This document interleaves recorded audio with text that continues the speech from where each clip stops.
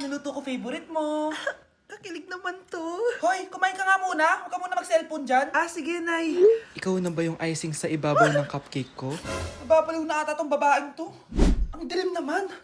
Anak, baka gusto mo naman lumabas. Buong araw ka na nandito sa kwarto mo. Sige, Nay. Lalabas na ako. Wait lang. Lobat na ako. Nalobat first sight sa'yo. Hala siya, may nililigawan na to. Okay, class, may activity tayo ngayon. Group yourself into two. Group yourself na naman. Be, may kapartner ka na?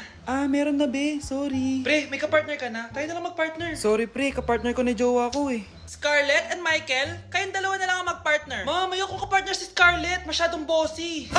Mas ayaw kitang kapartner. Pabigat ka na nga, tamad ka pa. Yan si Scarlett at si Michael. Magjowa sa Ragnarok, magkaaway in real life. Bes, alam mo ba may jowa na ako dito sa Ragnarok? Tapos kinasal na kami. Oo, kasi may bagong update to na pwede kang ikasal.